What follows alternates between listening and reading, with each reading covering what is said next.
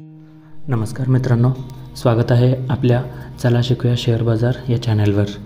आज आपण एक खूप महत्त्वाचा विषय समजून घेणार आहोत, शॉर्ट टर्म इन्व्हेस्टमेंट आणि लाँग टर्म इन्व्हेस्टमेंट। गुंतवणूक करताना बऱ्याच जणांना प्रश्न पडतो, कुठली गुंतवणूक जास्त फायदेशीर। आजच्या व्हिडिओत आपण दोन्ही प्रकारचे फायदे, तोटे आणि उदाहरणांसह तुलना करू।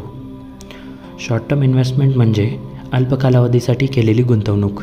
साधारणपणे काही दिवसांपासून 3 वर्षापर्यंत याचा कालावधी असतो। उदाहरणार्थ, शेअर मार्केटमध्ये trading, fixed deposit, recurring deposit, डेब्ट फंड्स किंवा लिक्विड फंड्स। याचे फायदे असे की पैशांची लिक्विडिटी म्हणजेच लवकर कॅश मिळते आणि रिस्कसुद्धा कमी प्रमाणात असते, हे फक्त FD सारख्या गुंतवणुकामध्ये। आणि तोटेमध्ये परतावा मर्यादितच असतो आणि टॅक्स जास्त लागू शकतो। दीर्घकाळामध्ये मोठी संपत्ती तयार होत नाही। लाँग टर्म इन्व्हेस्टमेंटमध्ये 5 वर्षापेक्षा जास्त कालावधीसाठी केलेली गुंतवणूक असते। उदाहरणार्थ, equity mutual funds, share market, real estate, PPF म्हणजेच पब्लिक प्रोव्हिडंट फंड, NPS म्हणजेच नॅशनल पेन्शन स्कीम। याचे फायदे असे की कंपाऊंडिंगचा फायदा होतो, वेळ जसा वाढतो तसे दुप्पट पैसे वाढतात।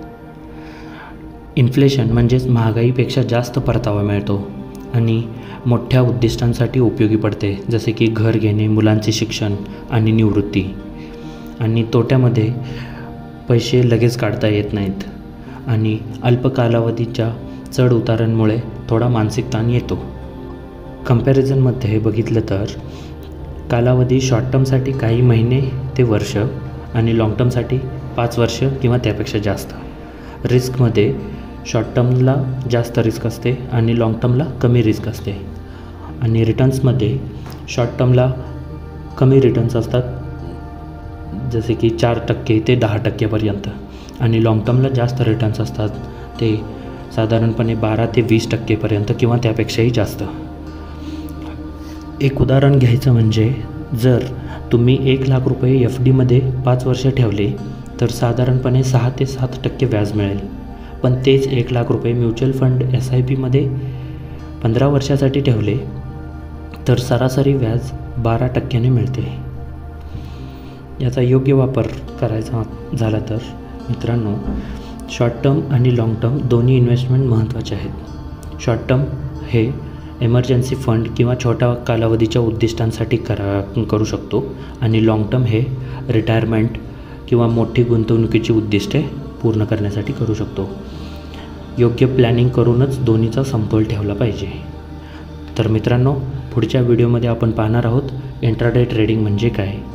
तोपर्यंत जर हा व्हिडिओ आवडला असेल तर लाईक करा, शेअर करा आणि सबस्क्राईब करायला विसरू नका। आणि कमेंटमध्ये लिहा तुम्हाला जास्त आवडते कोणते, शॉर्ट टर्म की लाँग टर्म इन्व्हेस्टमेंट। आणि तुम्हाला डीमॅट अकाउंट सुरू करायचं असेल तर झेरोदा आणि एंजल वनची लिंक डिस्क्रिप्शनमध्ये दिलेली आहे, तिथून तुम्ही अकाउंट उघडू शकता। हे चॅनल फक्त अभ्यासाच्या उद्देशाने आहे, खरेदी किंवा विक्रीची शिफारस केलेली नाही। धन्यवाद।